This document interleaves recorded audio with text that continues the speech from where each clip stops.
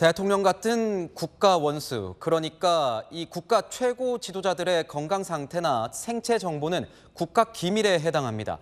작은 정보 하나만으로도 국가 안전 보장에 막대한 지장을 끼칠 우려가 있기 때문입니다.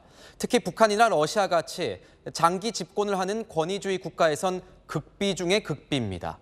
DNA 정보가 담긴 침 한 방울까지 사수하는 비밀 작전. 세계를 보다 김민곤 기자입니다. 푸틴 러시아 대통령과 만찬을 마친 뒤에도 영예위병대의 환송을 받으시며 이튿날 전투기 공장을 시찰한 후에도 러시아 간부들의 환송을 받으시며 김정은 북한 국무위원장은 어김없이 기차에 올라탔습니다. 자신의 전용 열차인 태양호에서 밤 시간을 보내며 다음 행선지로 향했습니다. 경호 문제도 있지만 땀과 배설물, 모발 등 생체 정보를 노출하지 않기 위한 고육책이란 분석도 나옵니다. 모든 게 김정은 경호를 중심으로 해서 벌어지고 있다는 거예요.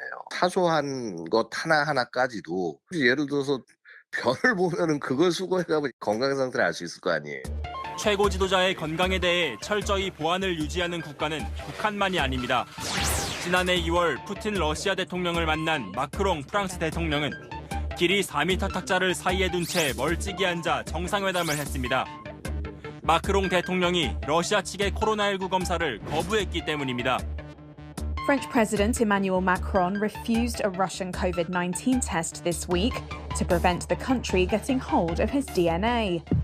지난 2021년 아일랜드를 방문한 오바마 미국 대통령이 선술집에서 맥주를 마시고 떠나자 미국 경호처는 곧장 잔을 수거해 갔습니다. 우리나라 역시 대통령의 건강 정보는 2급 기밀입니다. 지난 2018년 문재인 대통령이 몸살 감기에 걸린 사실을 당시 청와대가 공개하자 이례적이라는 평가가 나왔습니다. 몸살로 며칠 동안 휴식을 취하게 되었습니다. 국민들께 걱정을 끼쳐드려서 송구하다는 말씀을 드립니다. 지도자의 건강 정보는 거취나 심리 상태 등을 가늠해 볼 수 있어 각국 정보기관이 탐내는 내용입니다. 상대 정보를 취득한 국가는 협상에도 유리한 위치에 설 수 있습니다. 기대수명뿐만 아니라 어떤 병이 있으면 어떤 상황이 닥칠지 모르니까 급변 사태 측면에서 대비하려는 거고 가도 후방국끼리라도. 1970년대 프랑스 정보당국은 덴마크의 한 호텔에서 머문 소련 브레즈네프 서기장의 바로 아랫방을 예약했습니다. 하수구 배관을 뒤져 채취한 그의 소변으로 간 손상 사실을 알아냈고 이를 토대로 각종 대응책을 마련한 것으로 알려졌습니다. 1940년대 소련도 중국의 마오쩌둥 배설물을 분석했습니다. 마오쩌둥이 불면증을 겪는다는 사실을 파악한 스탈린이 협상에 활용했다는 증언도 나왔습니다.